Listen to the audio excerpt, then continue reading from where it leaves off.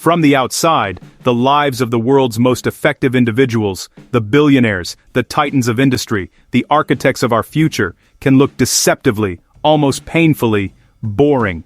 We imagine lives of constant thrill, of spontaneous global travel, and high-stakes gambles. But when you pull back the curtain, what you often find is a landscape of profound, deliberate monotony. Same routines, same schedules, same places. The rhythm of their existence is not a chaotic symphony of opportunity, but a meticulously composed piece of music where every note is played at the same time, in the same way, every single day. The morning doesn't begin with a question, but with an answer that was decided weeks, months, or even years ago.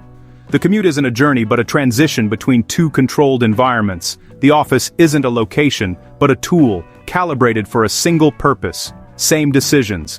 This is perhaps the most misunderstood aspect of their operational philosophy. We believe that success is born from making thousands of brilliant choices. The truth is, it's born from making the same few correct choices over and over again, while automating or eliminating the rest. The decision of what to eat, what to wear, which route to take, how to respond to a low-priority email. These are not decisions at all. They are pre-solved equations. And that's exactly the point. This engineered boredom is not a byproduct of success. It is the very engine of it. It is a fortress built to protect the one resource that truly matters: cognitive energy. Most people chase excitement. We are conditioned to seek novelty, to crave the dopamine hit of the unexpected. Our days are a frantic scramble, reacting to notifications, putting out fires, and navigating a sea of trivial choices. We believe this constant motion is progress. We mistake busyness for effectiveness. Billionaires eliminate volatility. They understand a fundamental law of performance. Volatility is the enemy of compounding.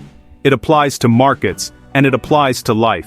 Every surprise, every deviation from the plan, every unexpected problem is a tax on your mental and emotional capital.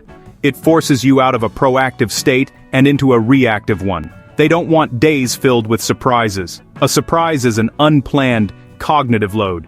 It's a problem that wasn't on the agenda, demanding resources that were allocated for something else. They architect their lives, their teams, and their systems to function as a buffer against the unexpected. They want days that run predictably. Predictability is the foundation upon which monumental achievements are built. It creates a stable platform for deep work and strategic thinking. When the small things are handled, the mind is free to focus on the big things, because predictability compounds. A 1% gain in focus, applied consistently every day, doesn't just add up, it multiplies. A predictable schedule allows for predictable energy levels. Predictable energy allows for predictable focus, and predictable focus over a decade produces results that look like magic to the outside world. Boring removes friction. Boring reduces decisions. Every choice, no matter how small, creates cognitive friction. What should I wear? Is a tiny leak in your daily energy reserve. What should I have for breakfast? Is another. Individually, they are nothing, but collectively, they are a death by 1,000 cuts to your peak performance. By standardizing these choices, you reclaim that energy. Boring protects energy. Think of your willpower and decision-making capacity as a finite battery. The ultra-successful guard this battery with ferocious discipline. They refuse to waste a single volt on anything that doesn't directly contribute to their primary objectives. Their boring routine is a charging station, ensuring the battery is full when it's time to tackle the problems that truly matter. When life is boring, execution becomes automatic. The conscious mind, the part of you that has to think and decide, is slow and energy-intensive. The subconscious mind, which runs on habit, is fast and efficient. By turning their core routines into deeply ingrained habits, they offload 90% of their day to the subconscious. Execution ceases to be a matter of discipline, it becomes an automatic reflex. Billionaires don't wake up asking what to do.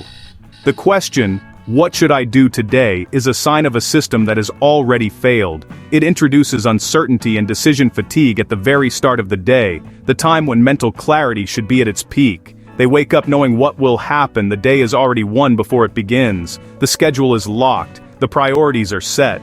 The first action is predetermined. There is no room for debate, no space for procrastination. There is only the calm, quiet certainty of the first step, and the one after that. same mornings, same rules, same environments. This consistency creates a powerful psychological trigger. The same mug, the same desk, the same view. They all signal to the brain, it is time to perform. They are not just objects, they are anchors for a state of deep focus. The environment itself becomes a tool for peak performance, eliminating the need to consciously summon focus.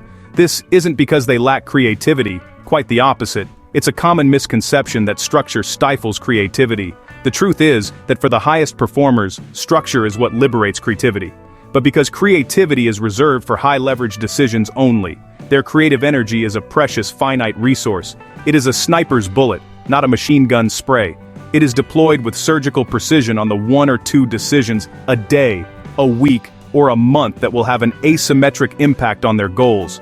Capital allocation, key hires, strategic pivots, product architecture. These are the canvases for their creativity. Everything else is automated. If a task is repetitive, it is a candidate for automation. This doesn't just mean software scripts. It means delegating to a trusted team. It means creating standard operating procedures. It means building systems, both human and digital, that handle the predictable inputs and produce predictable outputs without requiring any conscious oversight. The goal is to elevate oneself from a player in the system to the architect of the system. Meals are simple. Clothing is repetitive. These are not aesthetic choices, they are strategic ones. The goal is not to look a certain way, but to feel a certain way. Unburdened. Every calorie is fuel, optimized for cognitive function, not for sensory pleasure. Every outfit is a uniform, designed to eliminate one more decision from the day. Calendars are protected, access is filtered, their time is their most valuable asset, and it is guarded more fiercely than their money. An open calendar is an invitation for others to set your agenda. A protected calendar is a declaration that you are in command of your own priorities. Access to them is not a right, it is a privilege, filtered through layers of assistance and systems designed to deflect all but the most critical interruptions. This isn't minimalism. Minimalism is an aesthetic of less. This is a philosophy of only.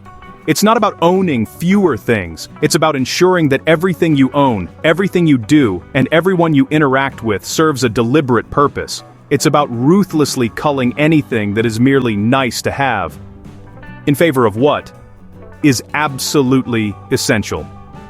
It's control. Absolute, intentional control over one's environment, inputs, and energy. While the rest of the world is tossed about by the winds of chaos, they are in the eye of a storm they designed themselves. Every unnecessary choice drains attention, every surprise taxes energy, every deviation slows momentum. These are the fundamental physics of performance. You cannot defy them. You can only build a system that honors them. The average person's day is a constant battle against these forces. The billionaire's day is a smooth, frictionless glide because the path has been cleared in advance. So they engineer boredom on purpose. It is a conscious, strategic choice. They look at their lives and their businesses like an engineer looks at a complex system, identifying and eliminating every point of friction, every source of noise, every potential failure mode. Their homes are quiet, their offices are predictable, their routines are boring. This external quietude is what allows for internal intensity. The lack of external stimulation forces the mind to turn inward, to focus, to create.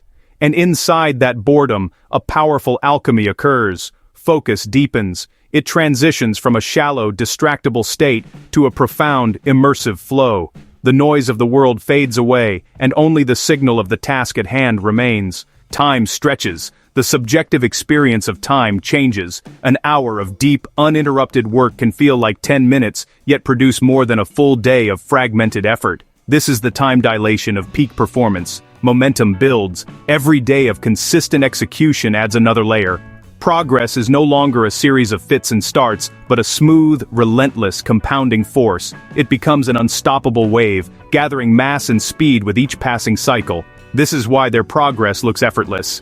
It's the illusion of the iceberg. The world sees the 10% of success that breaks the surface. They don't see the 90% of boring, consistent, disciplined routine that lies beneath, providing the mass and stability.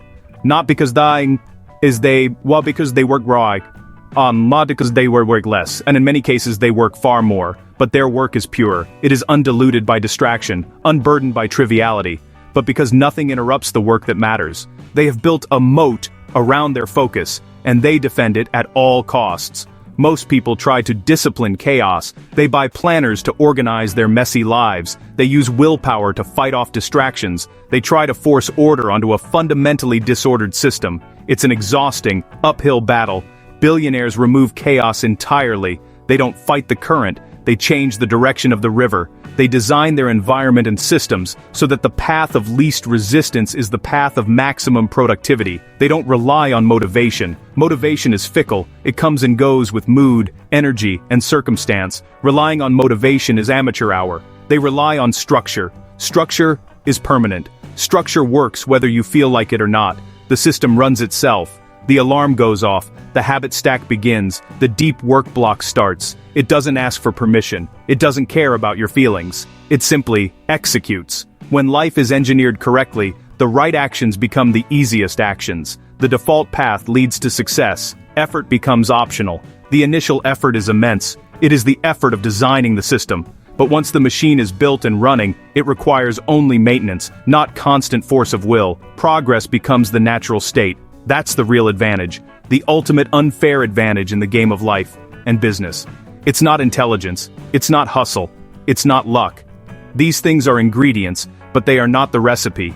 Many people are intelligent. Many people hustle. Many people get lucky, but few can sustain it.